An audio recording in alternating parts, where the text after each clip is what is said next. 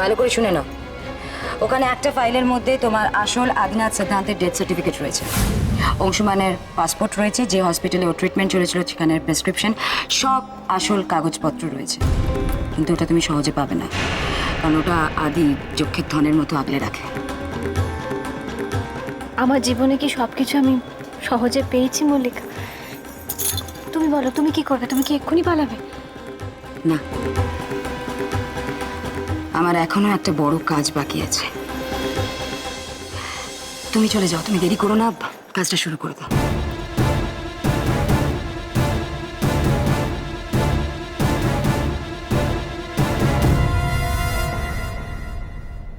এবার আমাকেও যে আমার শেষ কাজটা করতে হবে অংশুমান লাহিড়ী।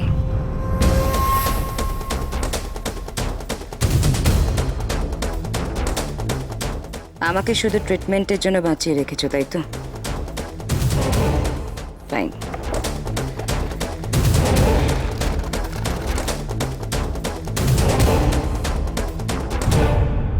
তাহলে সেই ট্রিটমেন্টটা আমি শেষ করব।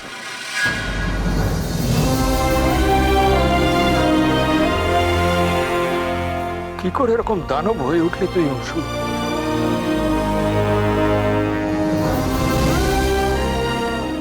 কত কষ্ট দিয়েছিস তুই আলোকে, সেসব কথা আমি ভুলে গেছি। আলো আমাকে ঠকিয়েছিল মামা দাদু। তুমি তখন দেশে ছিলে না, তাই তুমি কিছু জানো না। বল, বাজে কথা বলছিস তুই। আমার মা দুর্গা পবিত্র, সে যে কোনোদিন অন্য কারোর সঙ্গে সম্পর্ক রাখিনি, সেটা তো তুই পরে বুঝেছিলি। বল, বুঝিসনি? আত্মহত্যার পথে ঠেলে দিয়েছিলি তুই তাকে। আমি তো ওকে অনেকদিন পর আবার দেখি সৌরভের সঙ্গে। সৌরভের বাবা আমার পুরনো বন্ধু, আমি ওদের বিয়েটা দিয়েছিলাম। মামা দাদু, তুমি এ কাজ করলে কি করে? কেন করব? কি রাইট আছে তোর আলোর জীবনটা নষ্ট করার?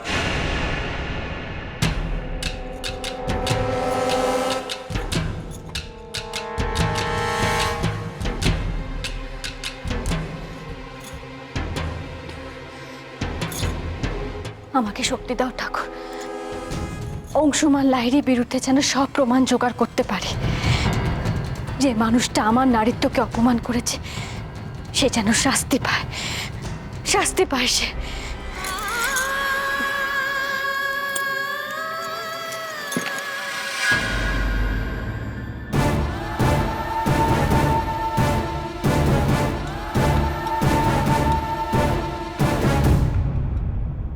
একজন শয়তানকে ধ্বংস করতে হবে। বারবার সে আমাকে ব্যবহার করেছে, আমার নারীত্বকে অপমান করেছে, তার শাস্তি সে পাবে।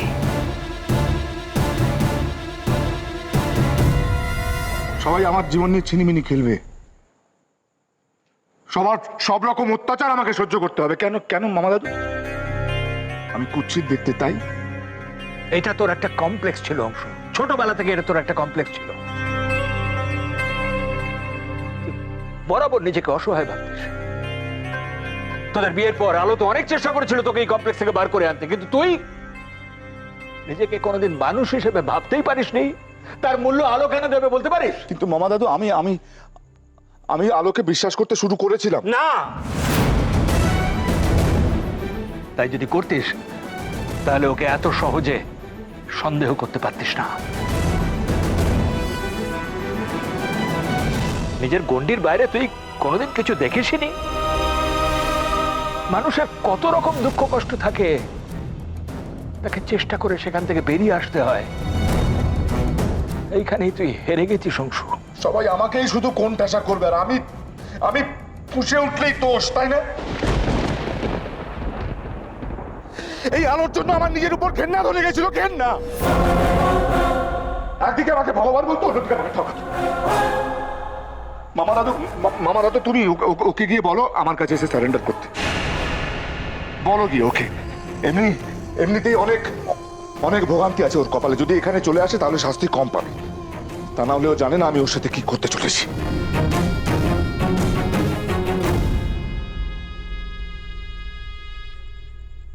আলোকে শাস্তি দেবার তুই কে অংশু? কে তুই আলোকে শাস্তি দেবার?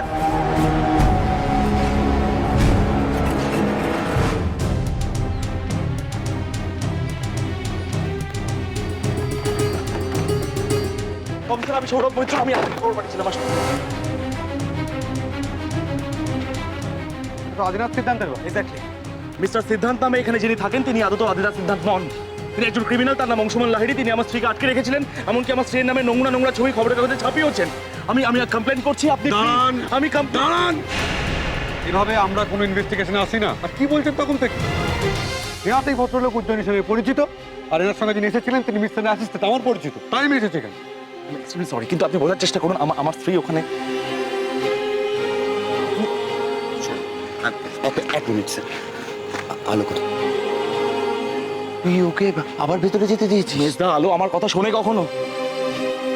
নেহাত ভিতরে রজত আঙ্কেল আছেন বলে, তাই উনি একমাত্র ভরসা।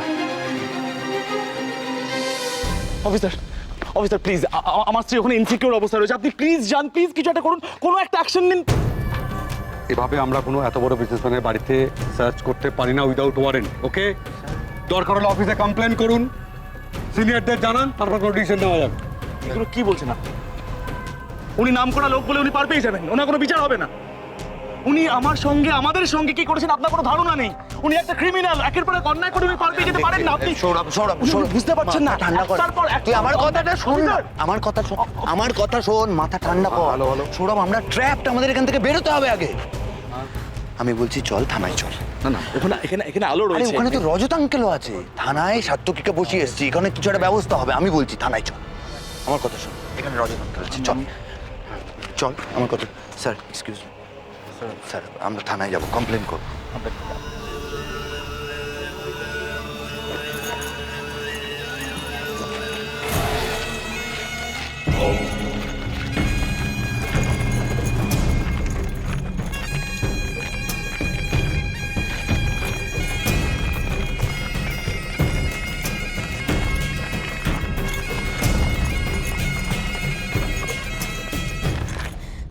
অংশুমান লাহিড়ী পরিচয় পাবো কি করে? কিসের ফাইল এগুলো, কিছুই তো বুঝে উঠতে পারছি না।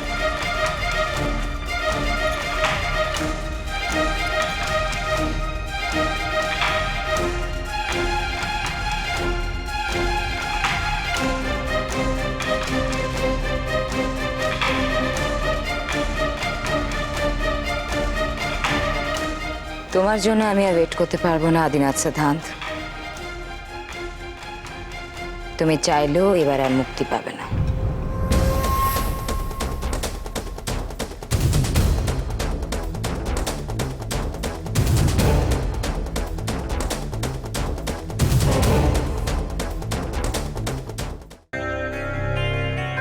মামা দাদু, আমার এইটুকু অন্তত বিশ্বাস ছিল যে তুমি আমাকে বোঝো, বিশ্বাসঘাতকতা করবে না, কিন্তু কিন্তু এখানেও আমাকে ঠকতে হলো, এখানেও। তোর ভুল ধারণাগুলোকে কেউ সমর্থন না করলে সে বিশ্বাসঘাতক হয়ে যায় না। তুমি আলোর হয়ে কি করে কথা বলছো মামা দাদু? আমার দিকটা একবারও দেখবে না? আমি অংশুমান লাহিড়ী, আলোর হাজবেন্ড, আর তুমি অন্য একটা ছেলে, একটা বাইরের ছেলের হয়ে ওকালতি করছো আমার সঙ্গে। কে ওই সৌরভ মৈত্রটা কে? তো যদি এতটুকু সেন্স থাকতো না এই প্রশ্নটা করতিস না তুই? অনেক চেষ্টা করলি তো ওদের সম্পর্কটা ভাঙার। আলোকে তো এনে আটকে রেখেছিলি তোর কাছে। সৌরভকে তুই যখন গাড়ি চাপা দিতে গেলি তখন আলো তোর পাশে ছিল, তবু দেখ সৌরভ কিন্তু ওকে বাঁচিয়েছে, ওকে বিশ্বাস করেছে। এটা কি ভালোবাসা বলে অংশ?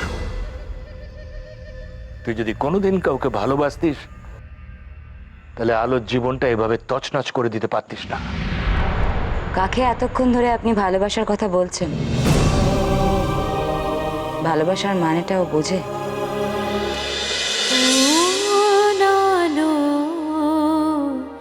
লাগলো চোখে